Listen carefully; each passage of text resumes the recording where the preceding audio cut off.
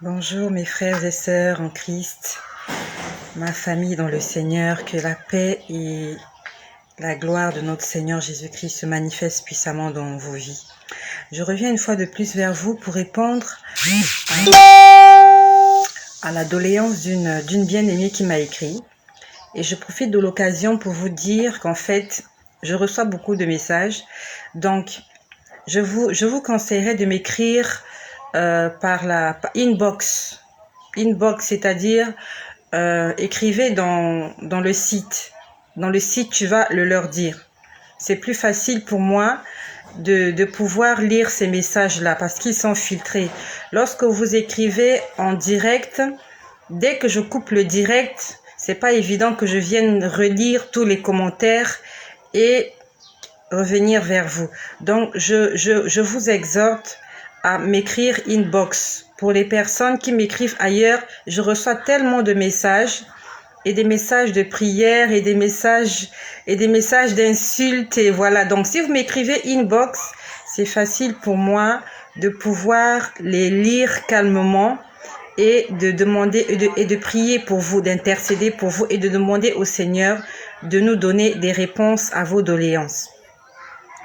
Et je rends grâce au Seigneur, je bénis la vie de toutes ces personnes-là qui soutiennent cette chaîne, qui soutiennent cette œuvre, toutes les personnes qui sont abonnées et qui partagent tout ce que nous faisons sur cette chaîne. Que le Seigneur Jésus-Christ se souvienne de vous et qu'il vous bénisse. Et aussi, j'aimerais vous dire que nous sommes actuellement aussi joignables sur YouTube. Ça fait 2 semaines de cela que nous avons commencé à poster certaines vidéos sur YouTube. Notamment les premières vidéos qui parlent de mon témoignage de ma conversion. Donc, vous pouvez aussi nous contacter, nous lire sur YouTube. Là, vous pouvez télécharger certaines vidéos, chose que vous ne pouvez pas faire sur Facebook. Mais sur YouTube, c'est possible de télécharger les vidéos et de pouvoir les écouter hors connexion. Donc, j'étais en train de prier tout à l'heure pour une bien-aimée qui m'a contactée. Une bien-aimée qui est ivoirienne. Elle est ivoirienne. Elle m'a dit qu'elle vivait au Ghana. Elle vivait au Ghana, ivoirienne qui vit au Ghana. Elle m'a dit que les choses ne marchent pas très bien dans sa vie. D'après, voilà, je vais essayer de me rappeler que les choses ne marchent pas très bien dans sa vie. Elle m'a demandé de prier pour elle. Et elle m'a dit qu'elle va aller à l'internat. Donc, je viens répondre à cette bien-aimée-là. Et aussi à toutes les personnes qui m'ont écrit. Si vous m'avez écrit et que je n'ai pas répondu, je vous demande juste de me faire un petit signe.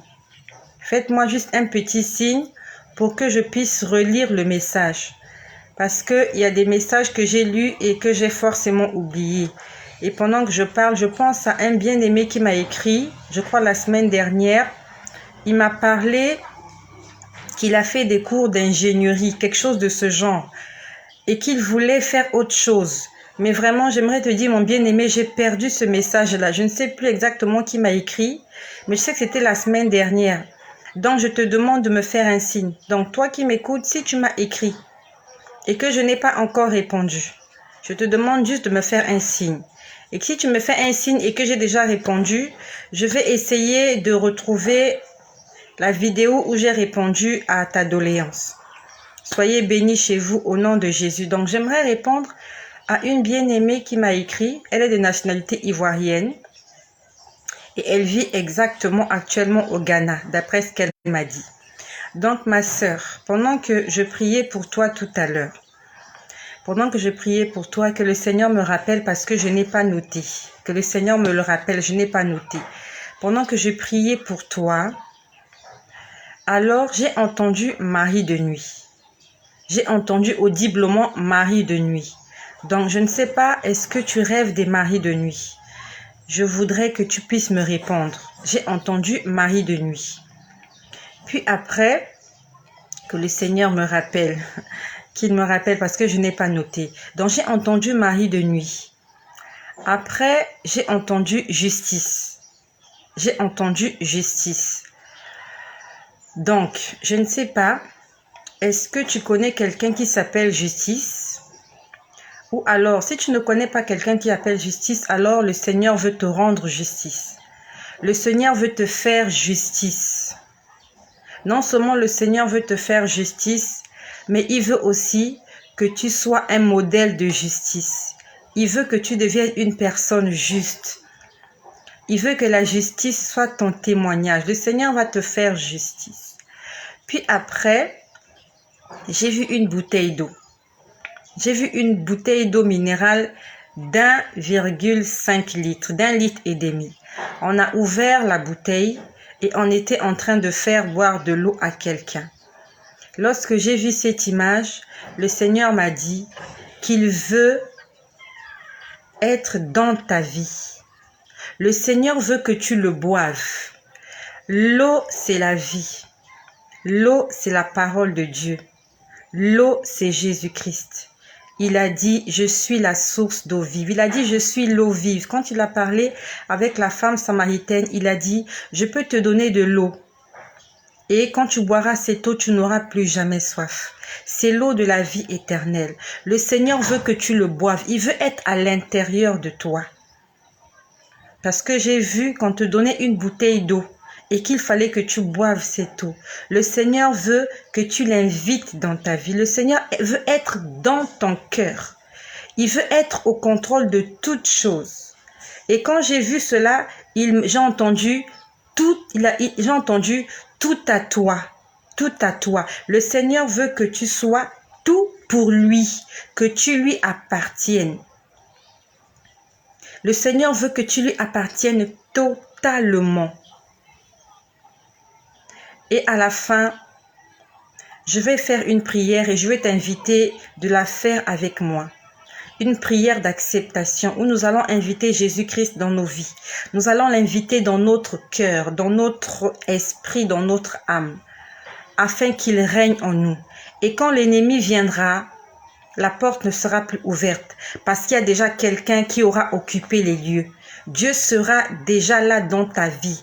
Quand l'ennemi viendra, Dieu sera déjà au contrôle parce que actuellement, quand l'ennemi vient, la maison est vide, la porte est ouverte.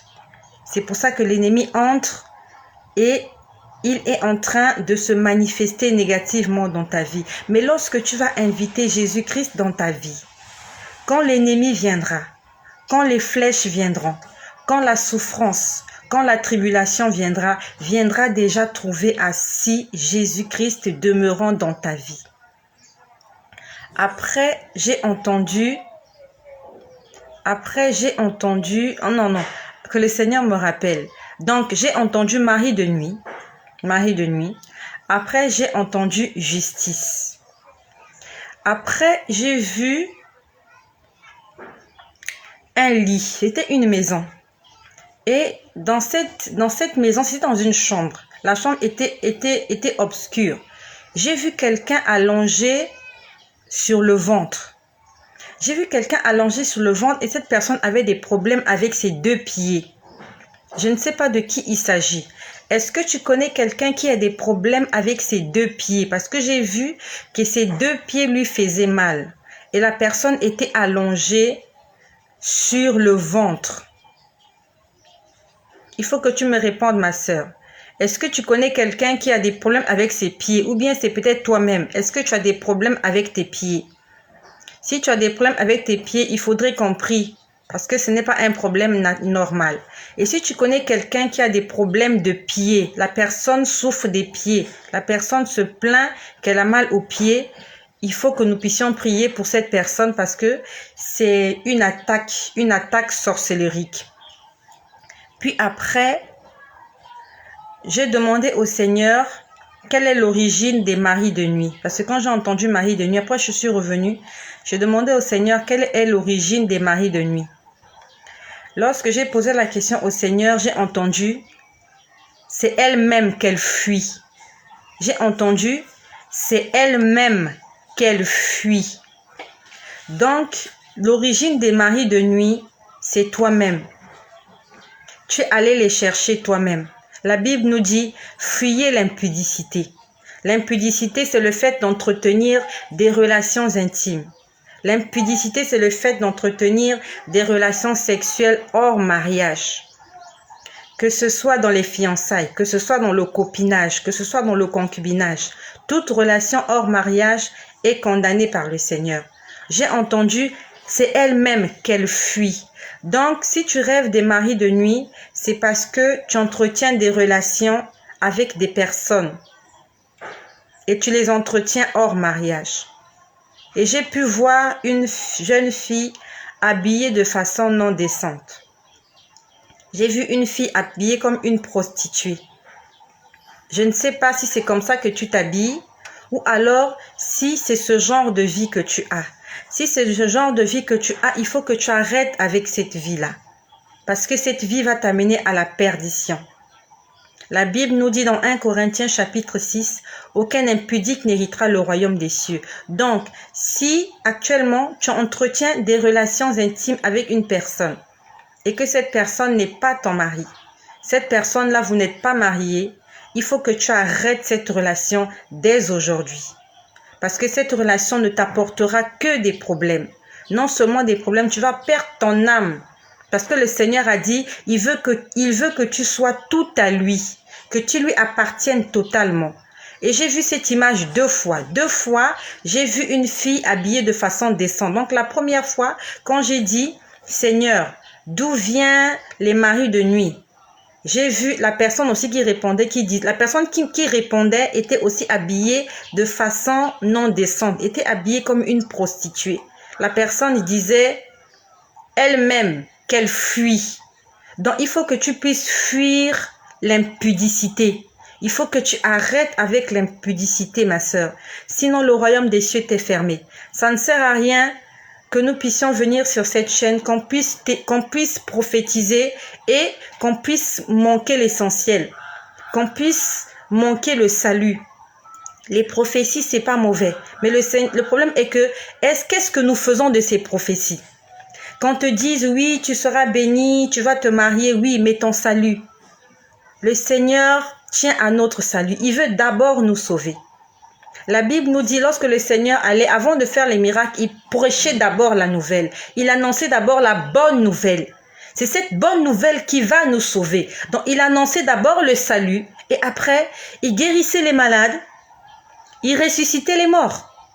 Ne prenons pas seulement la guérison, ne prenons pas seulement la bénédiction, ne prenons pas seulement la résurrection des morts, prenons aussi le salut, la bonne nouvelle. C'est ça le plus important. Lorsqu'on a amené la femme adultère, le Seigneur lui a dit, va et ne pêche plus. Il ne lui a pas juste dit, je t'ai pardonné, repars. Il lui a dit, va et ne pêche plus. Le plus important, c'est le salut de notre âme. Et le Seigneur tient au salut de ton âme. Le Seigneur va te faire du bien. Mais il veut que tu lui appartiennes. J'aimerais à la fin faire une prière avec toi, ma sœur. Et après, j'ai vraiment vu deux fois une personne habillée de façon non décente, comme une prostituée. Il faut que tu sortes de cette vie-là. Puis après, j'ai entendu que le Seigneur me rappelle. Puis après, j'ai entendu, elle a été, elle devait partir, elle devait partir, elle a été sélectionnée. J'ai entendu, elle devait partir, elle a été sélectionnée.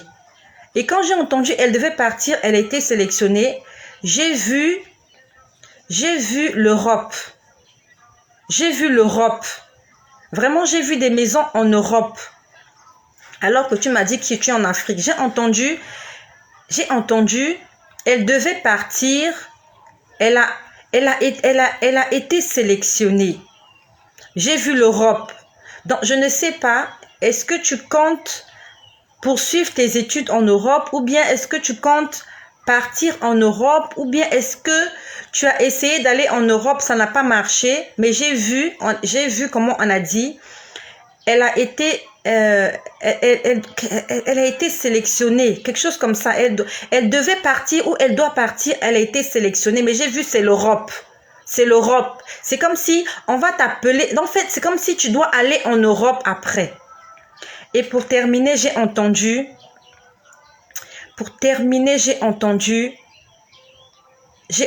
une phrase qui disait, j'ai retrouvé cette phrase dans le psaume 91. j'ai entendu une phrase qui disait, voilà, et tu verras la rétribution des méchants. J'ai entendu audiblement, tu verras la rétribution des méchants. C'est écrit exactement dans le psaume 91 au verset 8. Et je te demande de lire le psaume 91, là où il est écrit « Celui qui demeure sous l'abri du Très-Haut repose à l'ombre du Tout-Puissant. » Le Seigneur veut que tu demeures sous son abri. Il veut que tu l'invites dans ton cœur, dans ta vie. Et il a dit « Tu verras la rétribution des méchants. » Toutes les personnes qui te veulent du mal. Alors que tu auras pris la décision de servir le Seigneur va confondre tes ennemis, ma sœur. Toi, ma sœur ivoirienne qui m'a écrit, qui vit actuellement au Ghana, tu m'as dit tes affaires ne marchent pas. Le Seigneur a dit, il te veut tout entière. Il te veut tout, que tu lui donnes tout ton cœur. Et alors, tu verras la rétribution des méchants. Il a dit, mari de nuit.